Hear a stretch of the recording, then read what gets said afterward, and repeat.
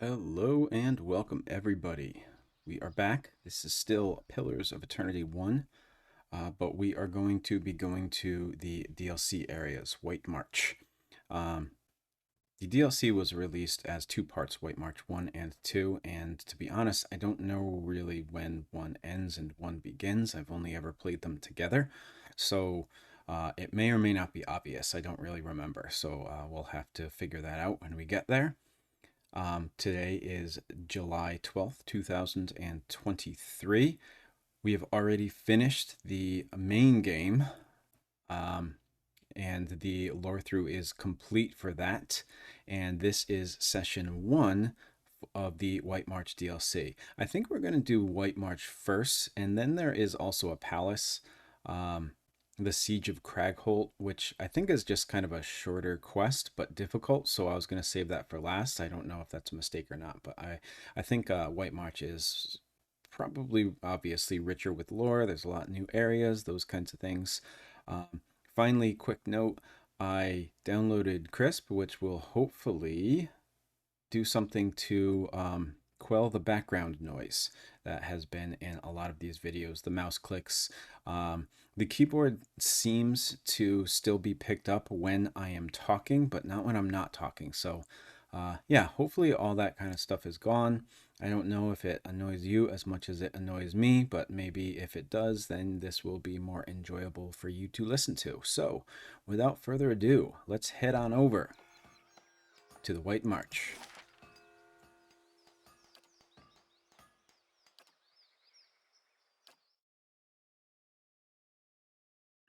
Once again, telling me that I'm high level, I'm just going to do standard. You set out for Stalwart. The White March rises up in the distance, stretching to the north and south as far as the eye can see. It beckons to you with peaks like broken fingers. The road thins to a tattered ribbon, and the shadow of the mountains falls across your path. You've barely begun your climb when the darkening sky pummels you with hailstones and turns the ground beneath you to ice. You press on. The air grows thin, and the treacherous mountain passes funnel screeching winds past your ears. A blizzard forces you to make camp for 3 days, huddling for safety while snow piles around your refuge. At last the weather clears, and you approach Stalwart under a crisp blue sky. There's a noise, high and sharp, coming from the village that sounds at first like another frozen gale. But when you top the rise and reach the village's wooden gates, you see what lies beyond them. Okay, so more of a stage setting narration there, making the White March feel kind of oppressive, especially our journey there. It's Darzyr, with a whole pack of them! We can take these bastards! Alright, we start out with a fight, have a lot going on in our stronghold.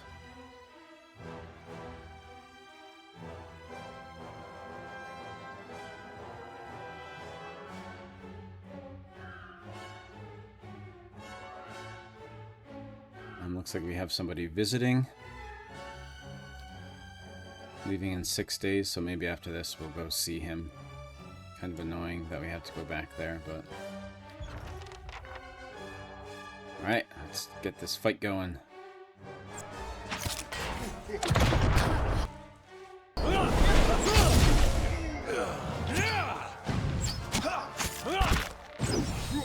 You're not getting through me. Ogres are no match for us.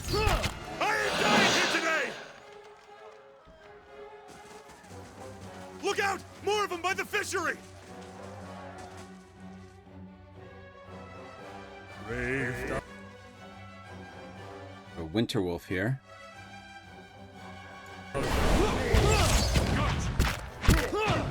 It's like a large version of Itamak, actually.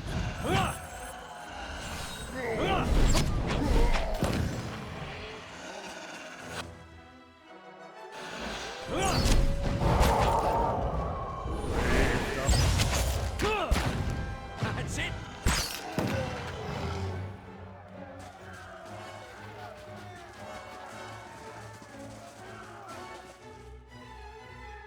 We need help! This way!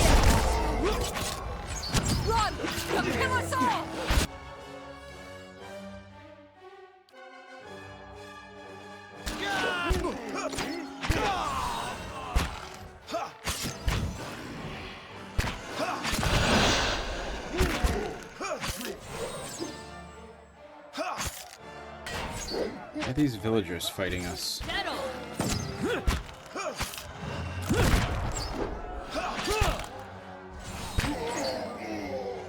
For Athens! For Stalwart!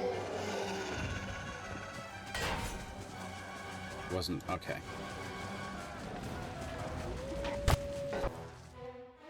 Brave does.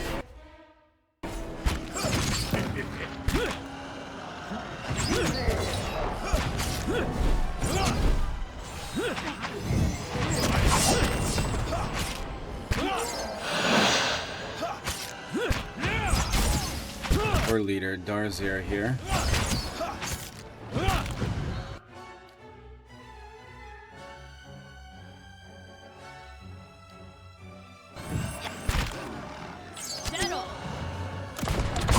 Athens! That's it! Leave it!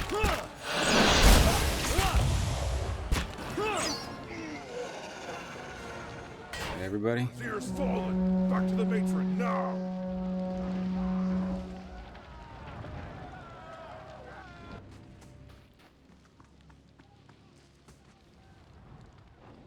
The villager. You're the one Renengild sent for. She wants to speak with you. Her house is just up the way, next to Graves' Rest.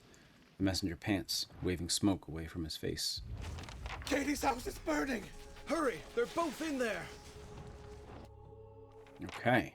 So, exciting start to the DLC here. Someone's visiting. I kind of want to hire her. A dear and noble woman. It's a lot of money, but I have 112,000 copper pawns right now, so that's not a big deal.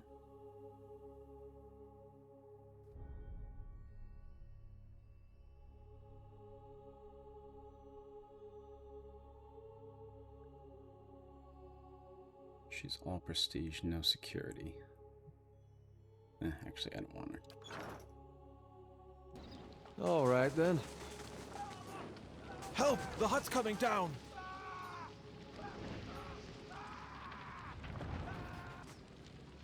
The roof of this hut is almost entirely enveloped in flames, lighting the snow in stark orange hues. Several beams have been reduced to ember-dotted husks. Through the hut's threshold, you can see only billowing smoke. Fire roars as it climbs the timbers. The air feels thick and hot, and the building is a maze of flame. Withstanding the smoke and navigating the fire will be a challenge. Let's send Adair. Adair leaps over the burning threshold, plunging out of sight behind a wall of smoke. Inside the house, fire has pitted the walls and beams, and thick haze rolls through the building. It's hard to even see a few feet ahead, save for the occasional glimpse of glowing embers. Crouch down to avoid the smoke. I can do that because my survival is 5. Adair moves onward through a haze of heat and soot. The hut groans and shifts as the blaze grows. With a mighty groan, the burning beam comes crashing down. Caught off guard, Adair is pinned beneath a heavy log. Push the beam away. Even reeling from the impact, Adair is still able to heave the debris away with relative ease. Adair gets back upright, a little winded from the ordeal. I did that because of a might 10. A sudden flashover singes Adair's arms. It doesn't stop Adair, but the pain steadily grows. Dressing forward, Adair comes at last to a wider room. To the left is a man, the source of the faint cries of health. He stands trapped behind a curtain of flame, arms raised to ward off the heat. It may be impossible to reach him without quenching the fires first. To the right, a woman lies unconscious beneath what appears to have once been a roof. She's small, but the rubble trapping her looks heavy. Smoke winds its way up and out into the open air, obscuring all the outside. Stop and examine the situation to the right. The woman is trapped beneath a considerable amount of rubble, including a heavy crossbeam. A purpling bruise on her temple suggests she was struck as the debris fell. Use a pry bar to clear the rubble. Adair sets the pry bar against a section of the crossbeam and, using every ounce of strength, strains to lift it clear. After a period of fruitless struggle, the beam finally begins to rise by slow degrees. With one great and final effort, Adair heaves with the last of the rubble clear of the woman. Though still unconscious, the woman is free of the rubble and can now be moved. Turn away to help the man. Adair approaches the other victim. Smoke clogs Adair's lungs and the heat has become unbearable. Adair will collapse soon. Help! Please help me here! A man dressed in haphazard armor of local guards stands trapped on one side of the house. Fire has worked its way across the floorboards, blocking all escape.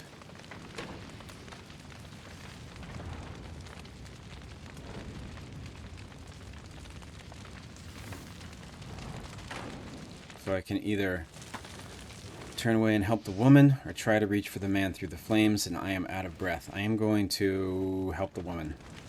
Adair approaches the other victim. Smoke clogs Adair's lungs, and the heat becomes unbearable. Adair will collapse soon.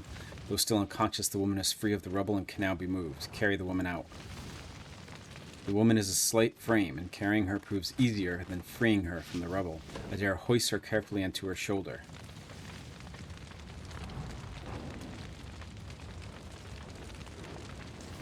Let's try and help the man again.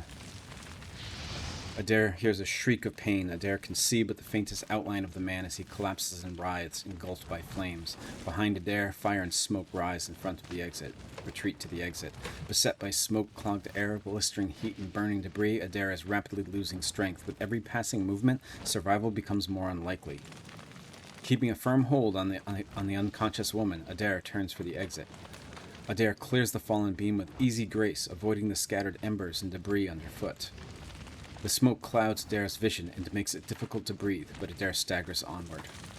At last, Adair comes to the door, rushing out of the blaze and into the mountain air. Katie, thank the gods you saved her. I was sure that thing was coming down and taking your friend with it. The man wipes his brow and stares at the collapsing house. At least you got Katie out when you did. As for poor Lurgolder, his eyes widen as a section of the roof collapses. He looks away, shaking his head. I wonder if it's possible to save both of them. You look like you could use a drink. Take this over to Hefrick's and have one on me. He flips you a couple flat carved bones. Oh, here comes the cavalry, putting everything out there.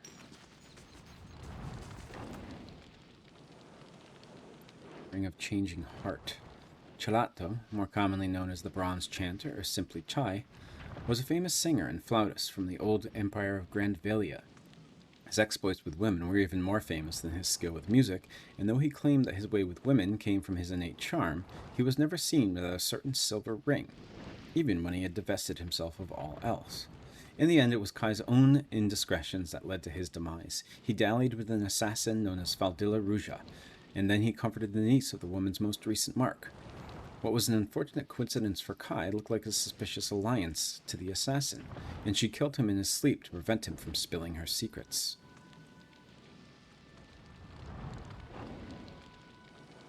Grants dominate, so yeah, so he's was able to do that because he had a dominate spell on him.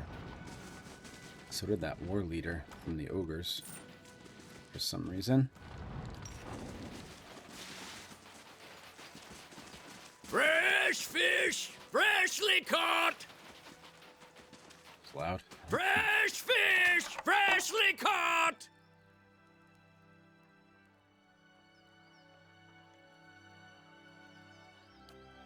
I didn't read any of the seeds and stuff from the previous playthrough. I wonder if I should have done that. Effigy's eyes! It looks at me! Ah!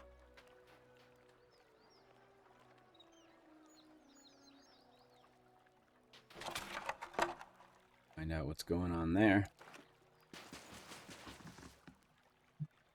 A dozen pairs of globular eyes stare up piteously from the discarded heads of the day's catch, awash in a pungent sea of fins and innards. Sift through the fish scraps. Your hand runs across something smooth, something round and fleshy, the size of a melon. It is smooth and scaleless, and parts seem to be covered in hair. A discarded head, perhaps, but not that of a fish. Pull out the head. With one hand on either side of the head, you begin to lift it out of the barrel, only to have it leap from your grasp as the head's owner springs over the lip of the barrel in an eruption of fish chunks that rain down over the market stall. This is Zahua, The man who leapt from the barrel stands facing you, nearly naked save for a loincloth and drizzled in fish viscera. He is covered head to toe in scars, tears and punctures, and the thorny imprints of lashings. More are faded, like old memories. Despite that, the condition of the man's body is remarkable, the drooping skin at his flanks and elbows the only evidence of his advanced age. His face is placid, but the rest of him appears prepared for anything. You must forgive, Zawa. I was not expecting you. He refers to himself in the third person. He looks you in the eye at first, but his gaze drifts now and then, settling on strange parts of your face as though distracted by new discoveries. If he is at all flustered, he gives no indication. What were you doing in that barrel? Zahua scratches behind his ear, dismayed. Resting my eyes, I thought. Waiting for the Malkachoa to bring me insight. He shakes his head. It would seem I dozed. A good thing my master was not alive to see it. Zahua blinks, leaning in to get a better look at you. His enlarged pupils seem to crowd out his pale irises. Are you real? Yes? Of course. I meant no offense. But I find it is best to ask when Malkachoa is involved. Let's find out what Malkachoa A is. small white mushroom. I have heard it called snowcap in these lands. Huh. It can Snowcap. reveal the true nature of many things. You have a master, you said. The man traces your inadvertent glance at his scars. He smiles politely. A teacher, not an owner. Zawa is a free man. Well, as free as any of us. I'm pronouncing it wrong. It's Zawa. Zawa. I still don't understand why you were in that barrel. I was freeing myself from vanity. Did he say sanity or vanity? Says Adair. Consider, how can one be vain who is bathed in the smell of dead fish? There's a proud glint in his eyes. Hard to argue with that. I had the idea when I passed this way earlier. I am pleased with the results so far. He smiles at a woman whose head is swiveled towards him as she passes by, a look of revulsion on her face. Distracted, her toe catches on a stone and she nearly falls on her face. He claps his hands together. Yes, quite pleased. Those scars are from battle? Zawa glances down at his body. From battle, yes. I left them upon my enemies. He points at various patches of crisscrossing scars. These were struck against fear. These against pleasure. These against hatred. Those down there against greed and doubt. And these... He points to his face, so he's scarring himself to strike out against his, what he considers vices, I guess. These were for vanity. You made those scars. I cannot take credit for all of them, but I did most of the good ones. His mouth perks. I put them there in battle to remind myself what is real and what is not. Our worst enemies are inventions of the mind, pleasure, fear. When we see them for what they are, we become unstoppable. And you have achieved this. I feel I have been close, but never for more than an instant. In the moment when the pain is sharpest, the world becomes clear. In that moment, I am a match for anyone. Your wounds must have caused you to suffer greatly. Of course, I am fortunate to have suffered so much. If I did not suffer, I would not aspire to free myself from it. I would wander from one unfulfilling goal to the next. More wealth, a better station. My soul would wither. But to search for a place beyond suffering's reach is to nurture the soul, to harden it against the elements. He clenches his fists in illustration. Suffering is the greatest gift the gods have given us, their most beautiful, perfect creation.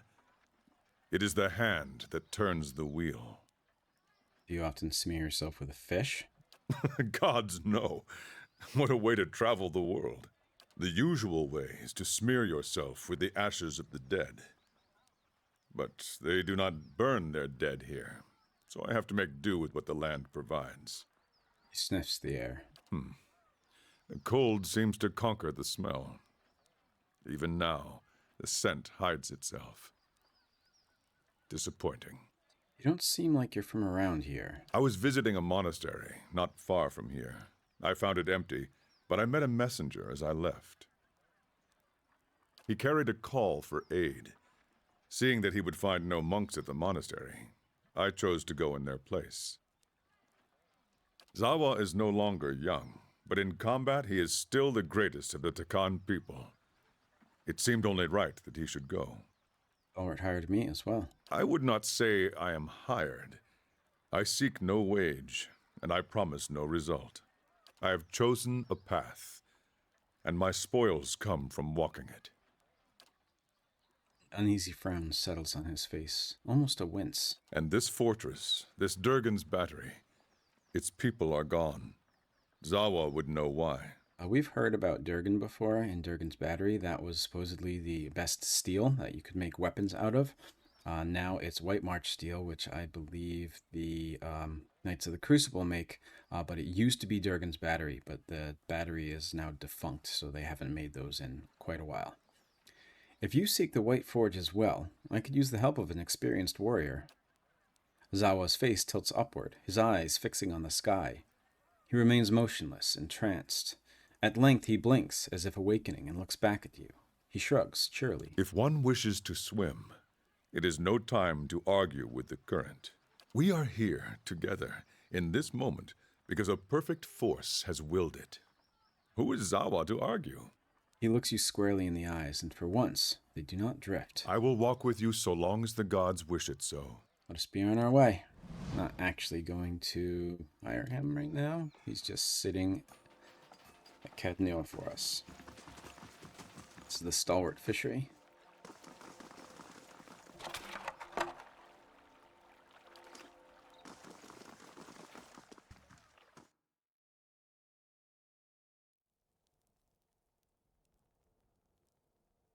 We should check the barrels for more crazy monks. Of course, Adair wants to find monks in barrels now. Back to work, everyone. No time for dallying. This tattered net appears to have been set aside for mending. Let's see what Grinda has to say. A fine thing you reached us when you did. They would have burned the fishery next, mark my words. He wraps your hand in a sturdy handshake. And the last thing this lot needs is another excuse to knock off early. He raises his voice at this last remark and glowers around the room. The other fisherfolk look studiously away and focus on mending nets, gutting fish, and sorting the day's catch. I can't imagine why they'd be in any hurry, says Allah. He looks as though he's trying not to breathe. Maybe for a soak in the hot springs, or a walk along that lake. She takes a deep breath. Nice place. Anyway, excuse the mess. If there's something you need, the clerk can get you sorted. He raises a graying eyebrow at a man sorting various stocks and supplies near the back of the room. Just watch your step if you've a mind to look around. The floors are slick and none too pleasant to fall on. Got questions about the fishery. Been running it 4 decades now. Reckon I can tell you what you want to know. Seems like a big operation. It may stink of fish guts, but there's no place more critical to Stalwart's survival. He nods, a blush of pride rising above his beard. Herds come and go, so there's seasons when our catch sustains the village. He glances around the fishery, bustling with activity and warm with the heat of the cook fire. But try telling these folk as much. We go home each day covered to the elbows in fish oil and entrails, reeking of our work. His eyes soften with the gaze of a stern but loving father. Aloth forces a smile. Charming. Stalwart's shrinking, but it would disappear if we lost the fishers. I drive him hard, but I can't afford to do otherwise. What do you do here? Just about everything. I track the day's catches and see that our nets and hooks are in working order. He crosses his arms over his broad chest, throwing his shoulders back. My family's been in charge of the fishery since the early days of Stalwart. I know the best spots to find frost dive or an iron-toothed pike, and I make sure we don't overfish the speckleback. That's all I wanted to know. Need anything else? Farewell. So we got a new task when we talk to this guy. The Fisherman's Penance. I met Grinda, the head fisherman of Stalwart. He's a gruff fellow, but he seems to take a lot of pride in his role. That's interesting. I wonder what the task is. The clerk. I wasn't expecting anyone to come by the fishery for a while. Guess that's the proper way to go about it, really. Carry on like it's business as usual. Can I get you anything? Let me see what you have. Of course. Oh, so this is just a salesman.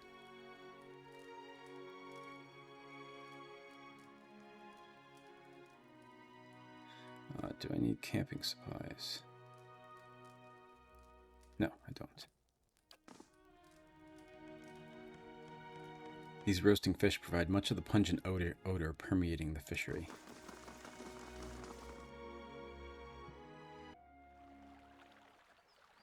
Finally, some proper weather. What do you say to a dip in those springs? The archer would probably love to do that.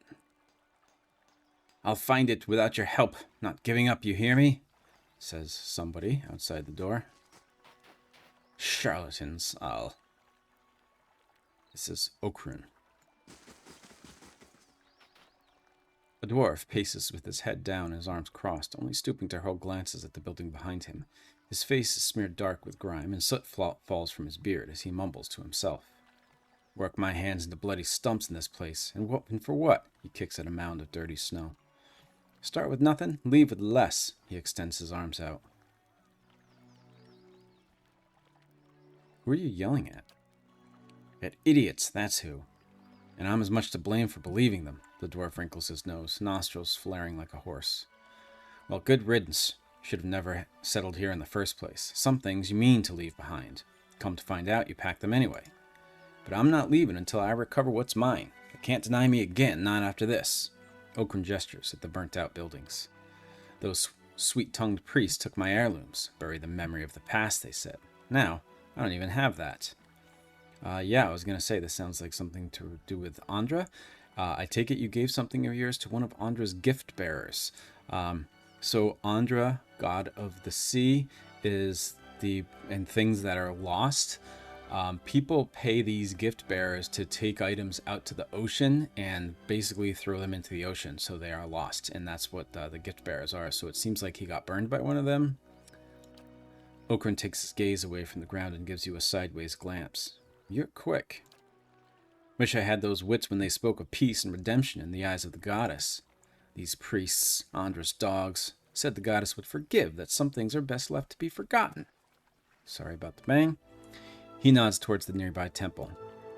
The leader, Lafta, I believe her words. Another one of them, a gift bearer, took my medallion. He closes his stocky hand into a fist. And now they won't tell me where it is.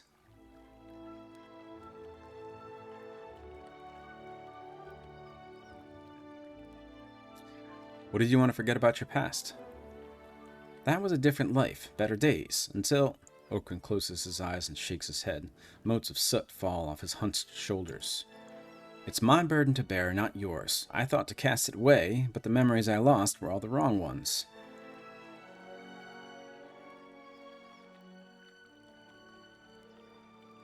Why won't they tell you? Because they think they know better, that's why. Said it was the only way I'd forget. What else did you give the priests? The dwarf casts a measuring look at you. He quickly turns his head away and nods. You understand its value. My armor, a set finer than I've ever seen, but worthless to an old dwarf. I'd have traded it for the medallion, but fool that I was, I gave them both. They'll respond better to tact than tirades. The dwarf grunts. Sharp metal always used to win me arguments, but I see your point. You'd be surprised if they return it willingly. They believe it's a sacred duty to cast the offerings to the goddess at some place where they'd be forgotten. Better to find them where they dropped them, I think. Tell me about this medallion you want to recover. It belonged to my sister. It was just a pretty trinket to her. To me, the dwarf casts his gaze down. She was the last of my family. At least it still acted like family to me. What's Lafta's role in all this? She leads that group of crows. They took over the temple as folks started to leave. Came to unburden those that sought to forget their misery here, they say. Goodbye. I don't expect luck to grace me now, but if you find anything, I'll be here. Count on it. He gives you a vigorous nod. Alright, so we got a new quest to speak to Lafta, the priestess of Andra in Stalwart. Let's do that now.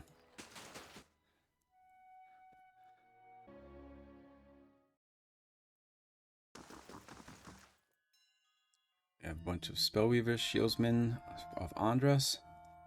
We have Kixetl and Lafta. Let's first speak to Kixetl. A young man dressed in sturdy leathers glares at you. The creases in his face, tanned despite the scarce sunlight of the region, suffer a slight twitch as you approach him. I've got nothing for you. Speak with laughter if you must. He turns away, his nose wrinkled.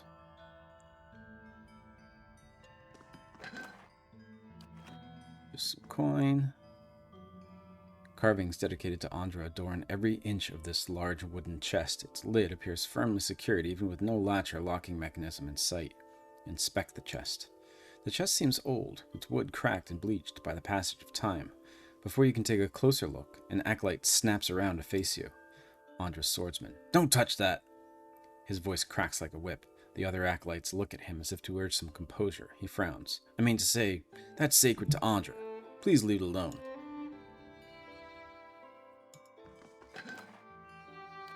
Definitely something going on with these guys here. Let's talk to Lafta. Veins course under the woman's pale skin like icy fissures, yet, when she speaks, her voice flows warm and soothing. Andra welcomes you to her embrace. Her features soften with compassion. We're here to ease the pain of your past, ready to take your burdens. With a thin smile, she nods. If you let the goddess help with your hardships, of course. Let's see. I don't know if I'll read all of this because we've already read about Andra, but let's see what she says. It'd probably be good for a reminder, actually. So let's talk. Tell me about Andra. Andra is the goddess of redemption, deep like an ocean and gentle as a mother. She's here to relieve her children of their darkest burdens. We came here to aid the villagers, to heal the wounds of the past that fester in the souls. I thought Andra was the goddess of loss and mourning, not redemption. That's it. The priest crosses her arms and shifts her weight. Common notion. Others may believe so, but the goddess's mysteries are profound. Her true power lies in redeeming your loss and regret. Was there something else you wanted to talk about? I wanted to know about the gift bearers. Gift bearers do Andra's most valued work. They carry the material burdens of unfortunate souls into her embrace, so that the goddess may help them forget. I think that means they throw them into the ocean, like I said before. Could be wrong about that. I want to ask you about Okram's heirloom. The dwarf already asked. We gave him the counsel he needed. Slight irritation sharpens her tone. She seems to catch herself, modulating her voice back to a pleasant timbre. So it seems like these people here are putting on airs, like they get angry easily, but they have to calm themselves. And naturally, we'll do what we can for you, too. Ask what you will. Ogren wants his medallion back. She brings her hands together and nods. Ah, Ogren. How often we let the shadows of the past become a burden even to others. That medallion, it weighs on Ogren's mind. You're kind to help, but what he really needs is to cast away those memories. Isn't that for him to decide? He did. He understood the solace that the goddess can give and those like him. It was explained to him that many have second thoughts, but one does not withdraw something offered to a goddess. In time, the memories fade, and they come to see the wisdom of their original pledge. His belongings, his past, now rest in Andra's realm, to be forgotten so that the wounds of the soul may heal. This is the will of the goddess. My lore 7 allows me to say, her will flows in tides. Maybe Okran still needs the medallion to discover how to forget. For a moment, the priestess scans the floor before her as if in search for an answer. She nods. You're well versed in the intricacies of our faith. No use in hiding anything from someone like you. There's no need to quarrel over the mysteries of a goddess's will. I'll tell you what you wish to know. Okran's heirloom was taken by Ixtli, chosen gift-bearer among us, to be cast away as an offering to Andra. Only he knows where. She pauses and looks at you intently. You could ask him yourself, but he's on a trek through the mountains of Durgan's Battery. If you run into Ixtli, tell him he has urgent duties to attend here.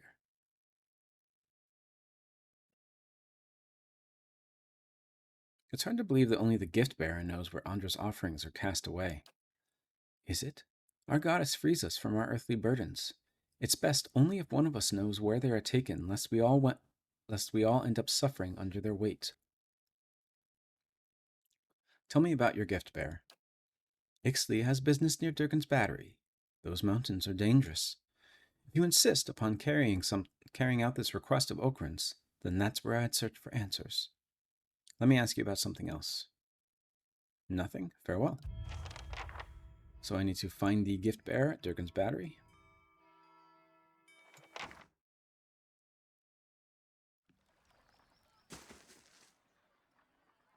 As you step outside, the heavy wooden door of the temple slams shut behind you. You hear someone barring it from the other side. It sounds like the priests have engaged in an agitated conversation. You get the sense they are discussing you, but you're also certain that the door is too thick to eavesdrop through, though there may be other places nearby where you'd stand a better chance. Can't believe this. How could you? Here we go.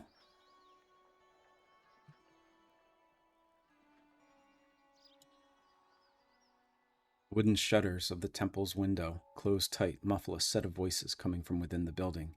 You can't quite make sense of the murmur, but cracking a shutter open would likely help. A rusty iron latch holds the window shutters closed. With care, you should be able to unfasten it without being noticed.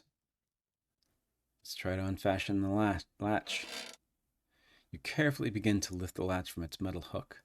Halfway there, the rusted iron resists with a screech. You freeze, listening to the voices in hopes the priest didn't hear. Their conversation continues uninterrupted.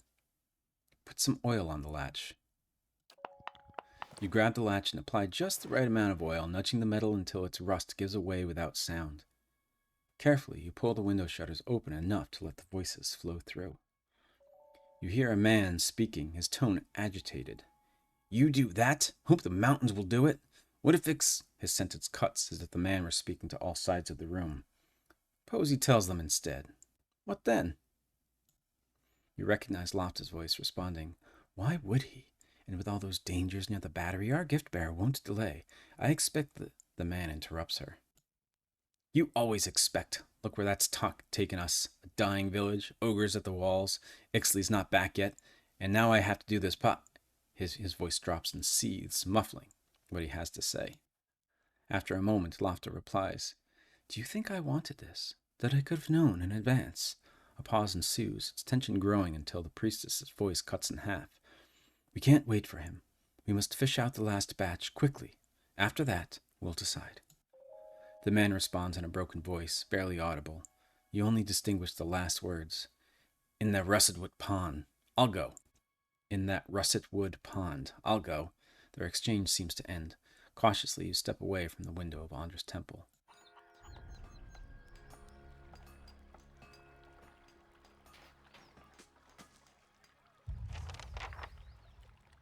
Find the gift bearer or search the waters of Russetwood.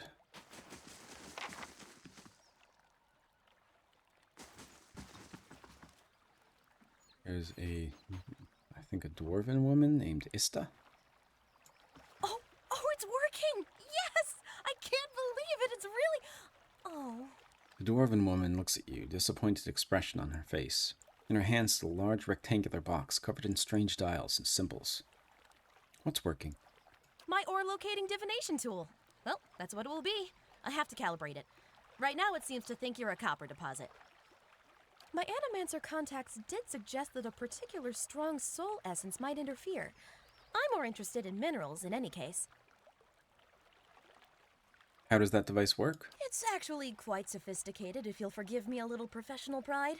A mix of alchemical processes and scrying enchantments, and some very expensive crystals. I'm trying to recreate the instruments that first led the Pargrin dwarves to this mountain. This is my latest prototype.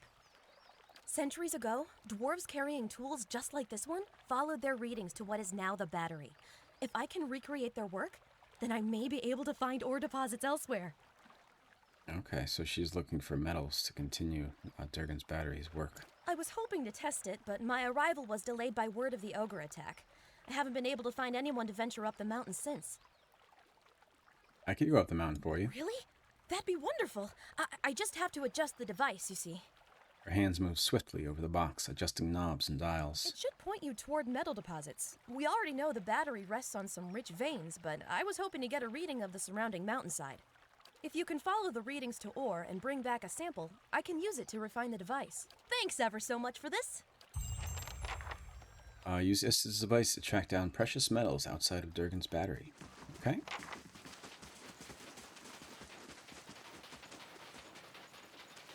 Like everywhere we step, we get a new quest. Another named NPC up here.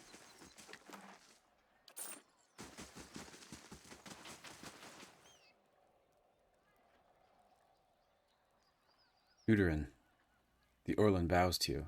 Ah, the adventurer who saved the village. So good of you to visit my humble wagon. I'm Uridan. How's business? He gestures at the village around him. Poor, like this place, not much coin to be made trading in furs and fish. I came to White March because I assumed there would be no competition, and I have none because there's nothing to compete over out here. Would you like to trade? If you're not making any money out here, why do you stay? His eyes lower. I was rather vocal about my inevitable success with my friends and family. If I give up and return with a little more than I left, then... His hands ball into fists. No, it won't be like that. I'm not giving up yet. Show me what you have for sale. Looks like we have some unique things here that we'll have to read. He's got some potions. I'm going to get some of these extra stuff just in case we have to use them in any scripted interactions.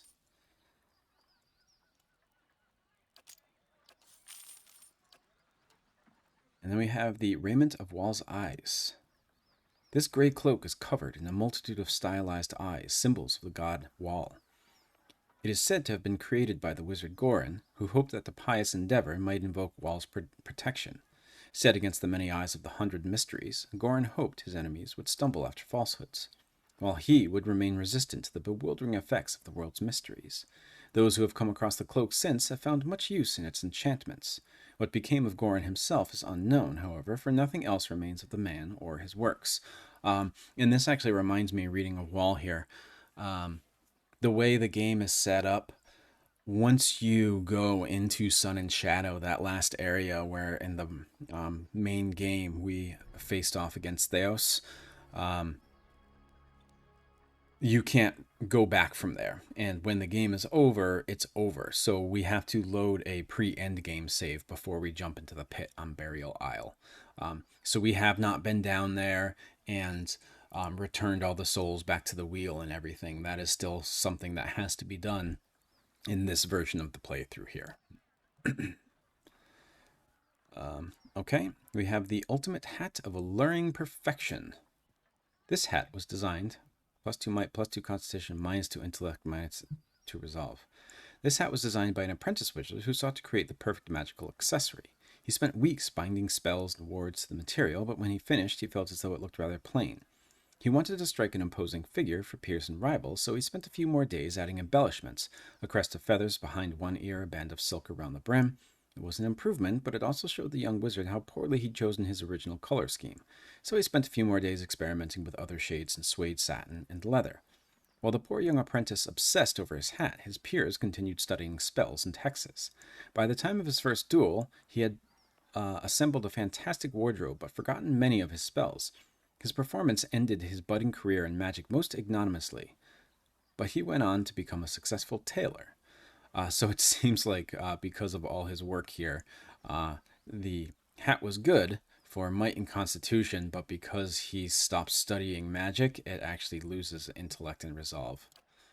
And then we have Rufik's Watchful Cloak, Mark II. It's an interesting name. +2 enemies needed to flank, +2 perception. Rufik was a bruiser and follower of Wall. So it's a bunch of Wall things here. He was often hired as a courier or a bodyguard because of his size and strength. Yet he was a quiet man, and he developed a habit of walking with his head bowed in prayer. Because of this, would-be thieves frequently attempted to waylay him. But Rufik was blessed by the god of secrets. With uncanny foresight, he dodged and parried these sudden attacks and slew his assailants, sewing their eyes into his cloak. Ugh. He intended it as a warning, but others saw it as a challenge. Eventually, he discarded his cloak and wore a simpler, subtler garment in its place. The sight of a dark cloak with shimmering, shifting eyes became infamous among highwaymen and bandits. That's a cool story. I wonder why it's called Mark II. We have Riona's Buckle. This belt bears the mark of Riona, a legendary adventurer who traveled Aora in search of wealth and fame. When she was young, she trained as a martial academy in Ozia, where she struggled at first. Many of her fellow students came from wealthy local families, but she was poor and foreign. But she was clever, and she practiced much. One day, her chief rival, the nephew of one of the Duke's bells, challenged her to a duel. Riona could not refuse and save face, so she accepted. When they had assembled in the arena, he offered to give her one piece of his armor before the fight began. He meant it as an insult to her skill, but when Riona asked for his belt, he realized his mistake. He gave her his belt with his sheathed rapier still attached to it, effectively disarming himself. Riona won the duel by default and kept the belt as a memento. +5 accuracy when below 50% endurance, and +20 defense against disease and poison attacks. I don't know what that has to do with Riona's actions there. Gauntlets of accuracy, Tundra Hood. The fur-lined hood is a necessity for staving off frostbite while traveling the frigid environs of the White March. I feel like if that's going to be a thing, then it should also like have some kind of like ice immunity or resistance or something like that. Okay. Looks like everything unique there.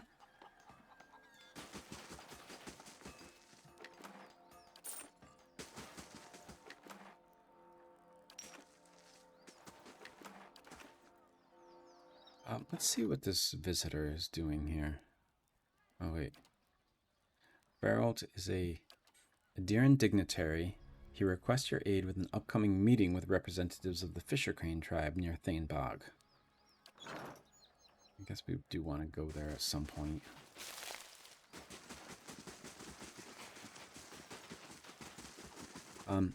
We haven't done this yet, so let's examine the map of Stalwart Village here.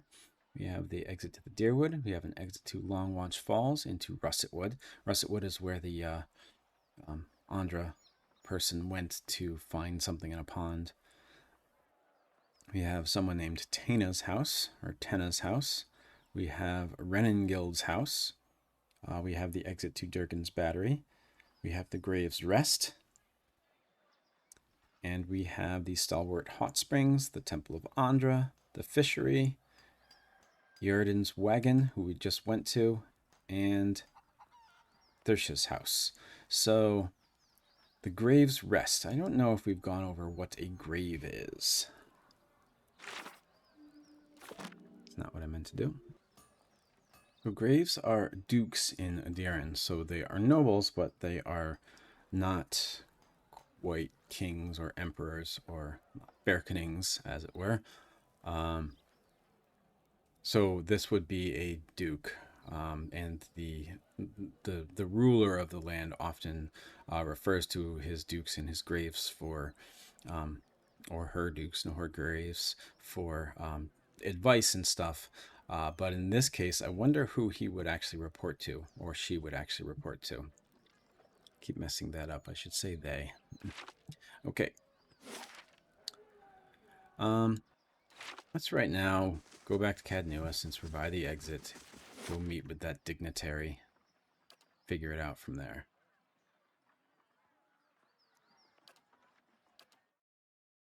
Starting to miss my neighbors. Last thing the Deerwood needs is another...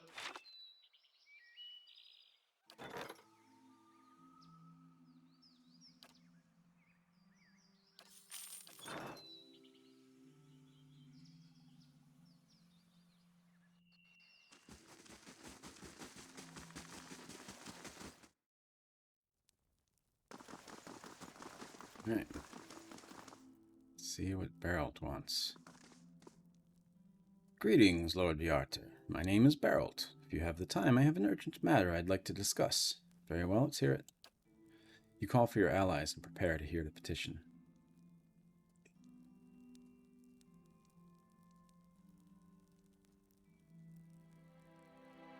I've been tasked with meeting the representatives from the Fisher Crane tribe near Thane Bog. It is my hope to come to peaceful terms.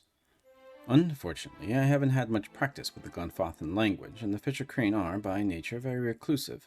I fear that the circumstances are ripe for a misunderstanding. You, yourself, I hear, have had some dealings with the Glenfathans. I'd welcome any assistance or advice you may have to offer.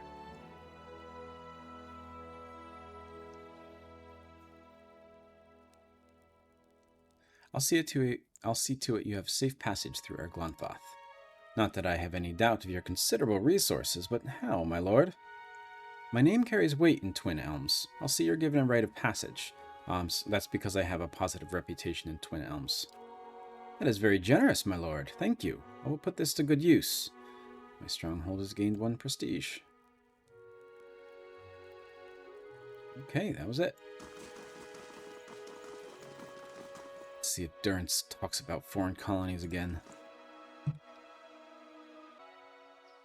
Last thing the deer would There he is. Alright, back to White March.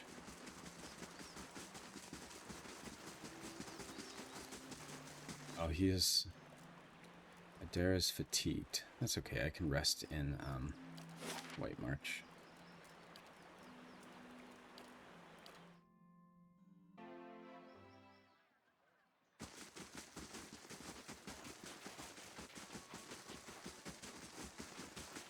Smelters haven't seen use in a long time.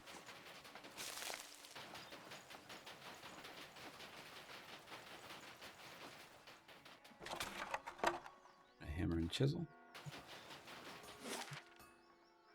So here, it looks like we can... Oh, we can't, okay.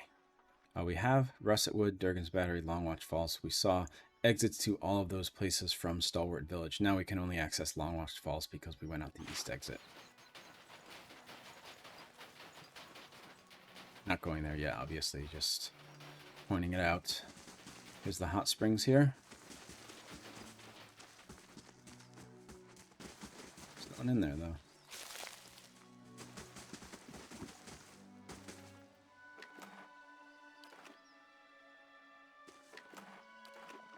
Why is Adair full?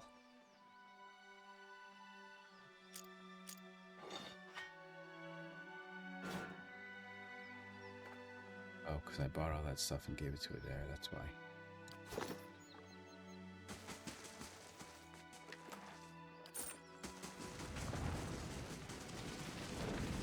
There's Katie. That's the person we saved. We didn't talk to her before. We'll get the rest of these flames put out. Go on and have yourself a drink. Oh, Katie's on the ground. Can't talk to her yet.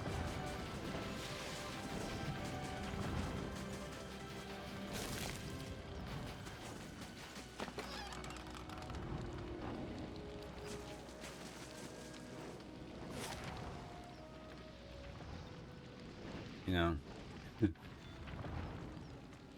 I was wondering who this Duke was, but I'm gonna guess that the Grave's Rest is just the name of an inn and not an actual grave.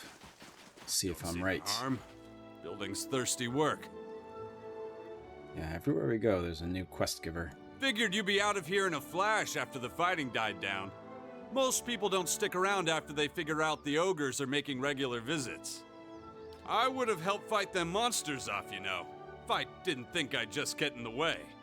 And with you there to handle things, everything turned out well enough, didn't it? Don't see why Havrick's still sour at me. What's this about Havrick? Oh, Havrick's the innkeeper over at the Grave's Rest.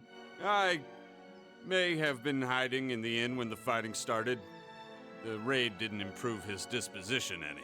Oh yeah, this is not an actual grave, just the name of an inn called Grave's Rest. Did you know he has a whole case of Fenland liquor in there? I keep offering to buy it off him, but he says he's saving it up for when the battery's open again. As if we're gonna last that long. Anyhow, he said he'd thrash me up and down the mountain if I didn't leave him be. Can't tell if I don't like this guy or if I don't like the voice actor. You hit away while everyone risked their lives? That's that's what Havrick said, actually. Look, I'm not proud of it, but I'm no warrior. What am I gonna do? Throw a net on them? And now you're worried about some fancy drink. They say a single drop changes your life. You'll never want to have a drink of anything else. Probably that's all rubbish, but it's supposed to be very good. I see. It's delusional is what it is.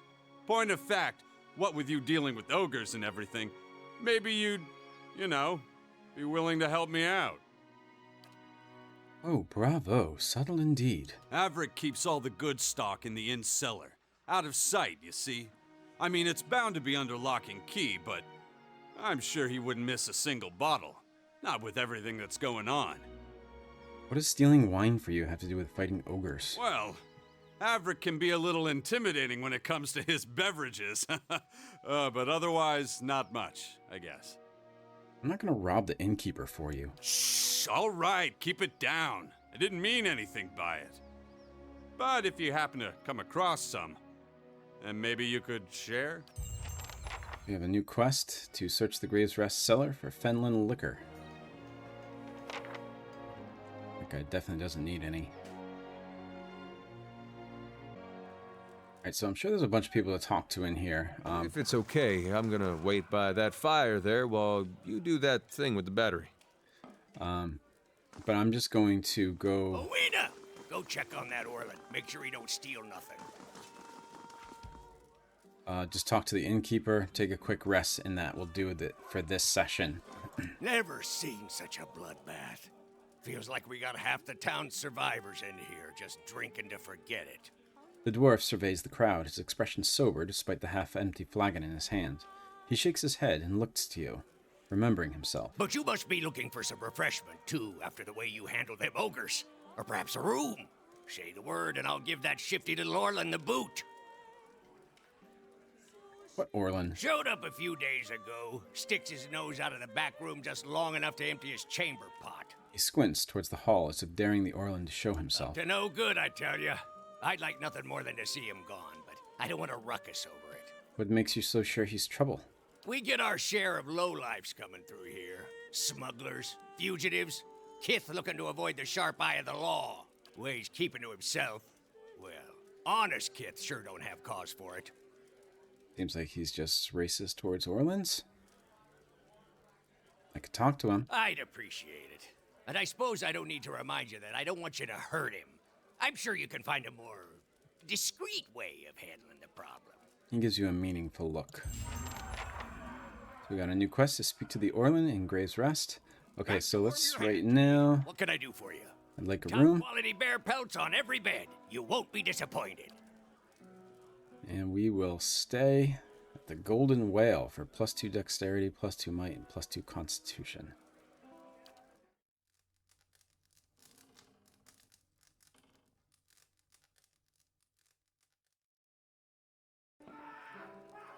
Alright, so that's going to do it for the first session of the White March DLC of the first Pillars of Eternity game. Thank you, as always, for joining me. When we continue next time, we will continue exploring Stalwart Village, probably talk to a few more characters, because it seems like there's quite a few of them here, and maybe we'll get to some other areas that surround Stalwart Village. But until then, please let me know if you have any questions, comments, anything like that. Throw me likes, subscribes if you want, and I will see you in session 2. Thanks, everybody. Bye.